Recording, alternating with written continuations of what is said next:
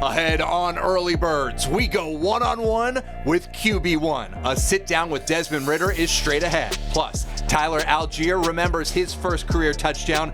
Michael Jenkins talks Coach Prime, and shock at the film room with the new secret weapon.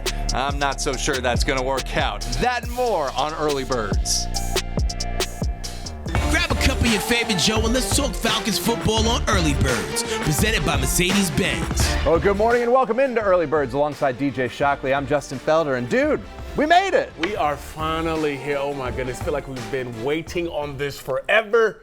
And we're, 24 hours away. We've been talking about it so long. Let's talk about it just a little bit more and kick things off with our opening drive. And shock, Falcons and Panthers season opener tomorrow at 1 here on Fox 5. And it's the debut of the mystery offense. So they keep telling us. That's what we call it. That's what I'm calling it. Positionless this and creative that. So DJ, what are we in for? Yeah, we're in for a surprise for sure, because I think a lot of people are, quote unquote, know what to expect, but you don't know until you see it out there. There's going to be so many things that this offense and Arthur Smith can do. You think about all the different weapons. We got a new weapon here, my man Mac Hollins. As we know, my man Bijan is another player who is going to add so much to this offense. This offense is going to be multiple in a lot of ways, and we won't see exactly what it's like until they line up against the Panthers. We've got veterans as well to watch, like Jake Matthews, who says this group is confident going into tomorrow.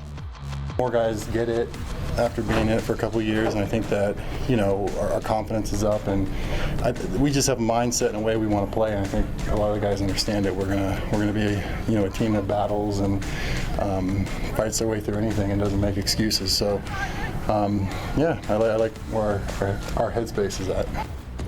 As we continue the opening drive, shock tomorrow, the debut for #1 overall pick Bryce Young. So how does Atlanta make it a first game to forget? I think you hit him early, you hit him often, and you continue to get after Bryce Young. We saw in preseason his offensive line wasn't the best, and he continued to kind of persevere through. He's going to be a guy that you have to really get to because he has that rhythm, he has the understanding of where to go, and he's a guy that if you can hit often, you can get to him. Maybe he's a guy that you can find a way to get after. Yeah, and DeMarco Helms played with him at Bama. Here's what he says about facing his teammate. Yeah, it's definitely fun going against someone I used to play with, in college or whether it's in high school, because there's things we always talk about, joking around in the locker room. Can't wait to play against you. Just to see my teammate on the other side of the field. We'll be enemies, until the clock hits 0, but it's definitely a good feeling to know that you made it to the next level, but also your brothers as well. All right, and as we wrap up the opening drive, shock, we talked about it a bunch in the preseason, but the schedule kind of sets up okay, right? Yep. First 2 games at home against new quarterbacks, and the Falcons, they want to win all 17, but these first couple present an opportunity. I think that's a great word to use, opportunity, because you're coming to this season having an understanding of, we got 2 quarterbacks who are going to be making their first starts. Jordan Love, another guy with the Packers who you see in week 2, who is going to try to find his way in this league and make a lot of things happen.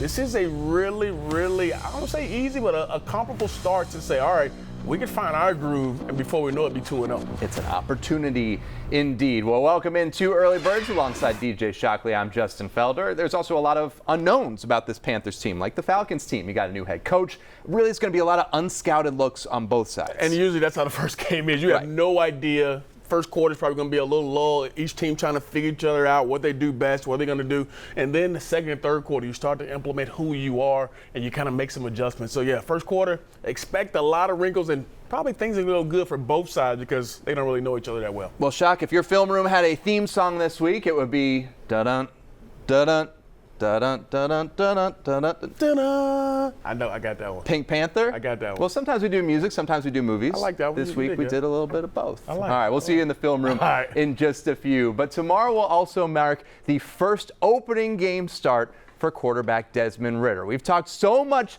about the second-year signal caller, but one thing that I spoke to Ridder about when we sat down one-on-one earlier this week was his cast of talented characters that he'll be handing the ball to and throwing the ball to on offense. Here's what he said. It's just a wild, energetic group. It's guys that can play anywhere and do anything. It's almost like a little league team, just kind of, throwing guys in different spots just to see what they can do. So it's fun and exciting. So, like a little league team putting guys in different spots. We don't know what the offense is going to look like. Neither do the Panthers or the Packers. So mission accomplished. What should fans expect out of this offense? Our goal is to try to be the most explosive offense, but also try to be the most disciplined offense. Eliminate all the penalties, the pre-snap penalties, post-snap. When we know that we're not beating ourselves, it's going to be hard to beat us. So when you come back in on Monday after the first game, we can all see completions and incompletions. We can see points and yards. When you watch yourself, what are you looking for? Yeah, obviously, I don't know where, mistakes were made, whether that was a play call, whether that was, the pre-snap stuff I'm talking about. So, I don't know that, and, it might be a touchdown, but you guys don't know that I forgot the motion on it or something. So those will be the things that, still kind of stick in the back of my head. When I go back home, that's like the first thing I got to watch. Even though it was a touchdown, I forgot the motion, what could it have looked like? Drake was asked on Monday about people who might be skeptical of you or might doubt you, and it looked like he took it personally. That's messed up. That's a little sad. I think he'll shut a lot of people up and silence those doubters for sure. How do you deal with all that stuff, the outside noise? Yeah, I don't really worry about, other than, what's said in this building. And I know every single person in this building has my back. And I know I have every one of this in this building, I have their back. I kind of block all that out. And, I think the play will speak for itself. There's some great quarterbacks. Aaron Rodgers comes to mind, Lamar Jackson comes to mind, that seem to thrive on proving people wrong. Do you have any of that in you? Yeah, it's not necessarily, like I said, it's not about, the other people. As a little kid, I saw where I could be one day. I saw, what I thought I could do. Now I'm here, so it's just been, steps and steps and steps of getting to where I want to be. And, we're still a long way from, where we're saying the peak or the prime is in my career. So I'm just excited to keep continuing to go about it. It is caught for his first NFL touchdown. You've played at Mercedes-Benz Stadium before. When you run through the tunnel, through the smoke on Sunday, how's it going to feel different for you knowing it's your team, that you're the guy? Yeah, it's just knowing that, it's time to go. Every time I step on that field, I want to win. There's no question about it. I'll do anything in my power to make sure that we come out of there with a win. It's just when you step out on that field going through the tunnel in Mercedes, there's a different energy, it's a different vibe. It's time to get some game intel from Shock. You're invited into the film room. So cut the lights and let's get started. All right, me and Justin were just talking about the #1 overall pick in Bryce Young, and he's going to have his opportunity to take some deep shots in this ball game. But we want to go back to his college days and the last time that he played in the Mercedes-Benz Stadium, and he had a pretty good day and did a really good job. Now, this is a particular play here. Now, Bryce Young wants to throw the football down the field. He's a guy who will stretch the field, and he wants to throw this football. And the play gets started here. He's going to have Jamison Williams on the inside. And as you pause it here, look at this clean pocket. This is what you cannot have, Falcons. You cannot have a clean pocket. You have to disrupt him. Now, as the play continues, he wants to throw this deep ball right down the middle. And he doesn't care there are two guys back there. You see there's two guys there, but he believes in his arm. We have to play top down. As the play continues, he is one of those type of players that will continue to stretch the field on you. And because he has guys on the outside that can go get it, because he is a fluent quarterback and can let it loose, he will not worry about you having two guys there. So you got to play more top down, and you go good to it. Now, there's one other play I want to show you, and it belongs with our head coach, Arthur Smith. Now, he is a guy who we know played tight end. He's a guy who understands how to get in and out of breaks. Let's watch this play from practice the other day. Arthur Smith loved the three-point stance here, loved the focus, and watch when he comes out of the break here. Uses his hands just really good and does a good job of breaking away from the defender, but this may be an OPI, Arthur, and I think you're going to be mad at yourself because guess what? But I like showing your hands. I like that. That's a good route by Arthur Smith. If Drake goes down, we know the head coach can get to it, Justin. Hey, I think Arthur Smith is ready to go. Drake London's ready to go. We need him, Justin. Arthur Smith's your guy. Yeah, Shock. Kyle Pitts needs a new nickname because we got a new unicorn out there on the field. Former tight ends assistant coach Arthur Smith still got it. More to come on Early Birds. The Falcons were taking a wild ride thanks to some of our service members. Talking college football, including the Knowles Plus. I don't know where it went. I tell you, it was a blur from there. We'll bring Tyler Algier's first touchdown into focus, going deep with Atlanta's second-year RB ahead.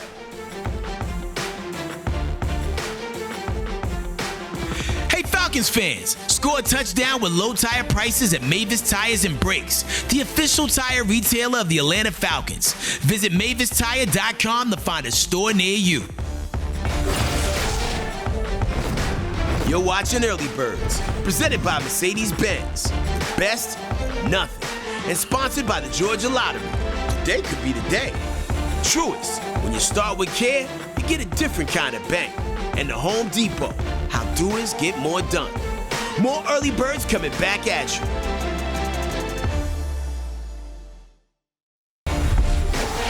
Early Birds, listen up. It's not Saturday without some college football talk. Brought to you by Zaxby's. Indescribably good chicken fingers and wings. Here's Justin Felder.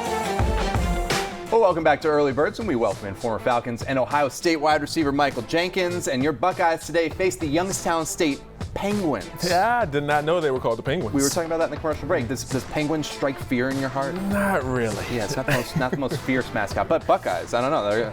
It could go vice versa, you know. So it could go either way. Maybe we'll see if it plays out on the field that way. Georgia, meanwhile, will take on a different kind of bird mascot team, the Ball State Cardinals today. Now, what I want to ask you about, that game's at noon. If you're a coach for Georgia, you know, they know Georgia, they're supposed to win this game probably by a lot. If you're a coach, are you a little worried about the early start? I'm not worried about the early start. It's more so the later games when my guys have time all day to kind of hang around and wait till their game starts. So noontime, these guys will be ready and to start a little faster than what they did last week. Yeah, that's what they want to see. Kirby Smart, meanwhile, we're coming up on 9 o'clock, so he's probably been awake for 5 hours now getting ready. He's thinking a little bit about that early start for his Dogs. I mean, in some ways, your greatest opponent is yourself, and the second greatest opponent is the time of day that you play, because you have to prepare for that. It's very different. We scrimmages on our Saturdays in the off season around 12:30 for that reason. You got to wake up, go eat a pregame meal, and go play. So we have to prepare for that. So NFL games, you know, they're 1 o'clock, 4 o'clock, or at night. When you were in Columbus in college, what time of games did you really like? What were some maybe you didn't like? I honestly love the noon games. The Big Ten, when I played, always played at noon. So it gave you get up in the morning, play, and then you're done. You have to spend time with your family. You can watch the night games, and you know the day is over with. Yeah, I obviously did not play college football when I was a fan. The noon games they cut in your preparation time, so to speak. All right, the team that gave college football an early wake-up call last week was Florida State. The Seminoles, they beat up on LSU. They surprised a lot of people with that game. So one, Cenk, were you surprised? And number two, do the Seminoles now get into the playoff discussions? Ooh.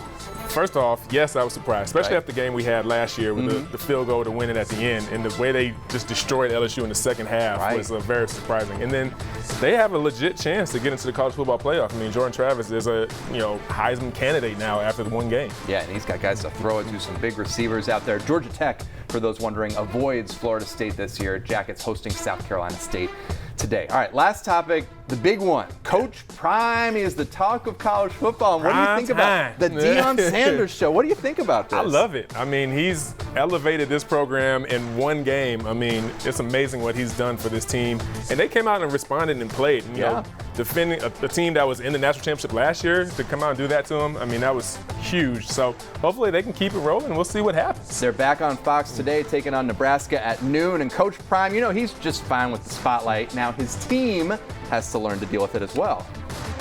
I hate when coaches say that. Don't read your clippings. No, read your clippings. You balled out. I want you to read it. But you got to understand, everything they say ain't true. These young men, they know now. If, man, we just ball out, we're going to get the love that we desire. And that's all they want. They want attention, focus, and a little love and light. And ain't nothing wrong with that, as long as they use it in the right way. Got the Coach Prime swag here, Cenk. I like it. We got the hat, we got the shades.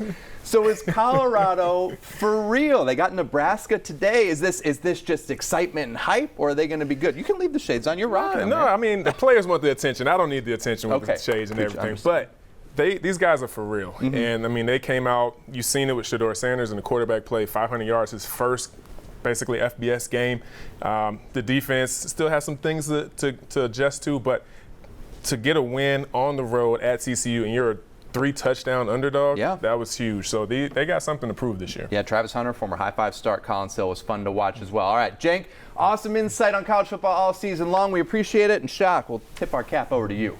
I'm just wondering, Justin, why you don't put the hat on? Just keep it on, bro. I mean, it looks good on you, Cenk. I like the shades. For you. Good looking stuff. I appreciate it, guys. Each week in our Going Dig segment, we try to learn a little more than what you might see watching the Falcons on TV. That includes the behind-the-scenes stories of huge plays. Tyler Algier had a breakout rookie season, and his most memorable play was the first time he found the end zone.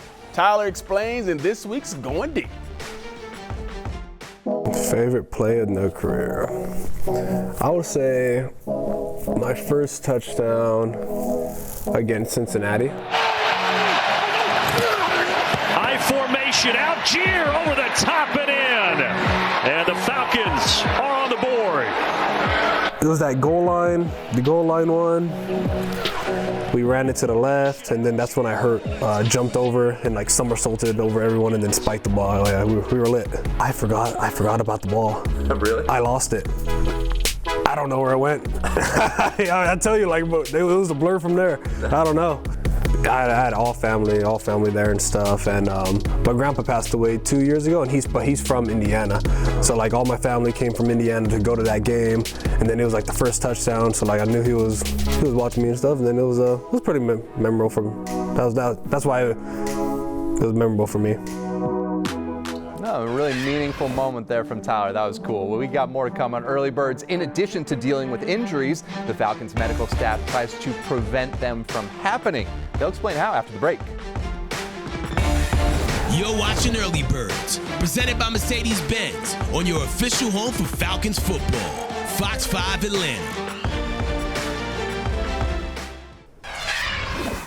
Well, knock on the news desk, the Falcons made it through training camp relatively unscathed, the preseason as well. Emphasis, though, now shifts to maintaining that largely healthy roster. And that's the focus of this week's Emory Road to Recovery. When it comes to injury prevention, that's probably one of the biggest things that we focus on as an organization. That's one of the things that we research at Emory Healthcare going forward, and that's really a big focus for us as sports medicine experts. And so when it comes to injury prevention, there's a lot of things that go into it, from sleep to nutrition to our strength and conditioning program to equipment, different cleat wear, different shoulder pads, different helmets. There's different styles of helmets that players use. And then the training methods that we use in the training room, and the way that we recover our athletes, the way that we get prepared for practice, and then coaching staff knowing to modify different ways that they practice. How much do we do hitting? How much do we do tackling? How much do we run? What days do guys get off? What days do more veteran players have off? So really there is just a lot that goes into it. All right, thanks, Doc. We still got more to come, including some military appreciation from the Falcons. That's next on Early Birds. It's almost game time, Falcons fans. When the Falcons sack the opposing QB at home, you'll score a BOGO free Big Zack snack meal the day after the game. Valid online only at Atlanta area stores. Early Birds has been presented to you by Mercedes-Benz. The best or nothing.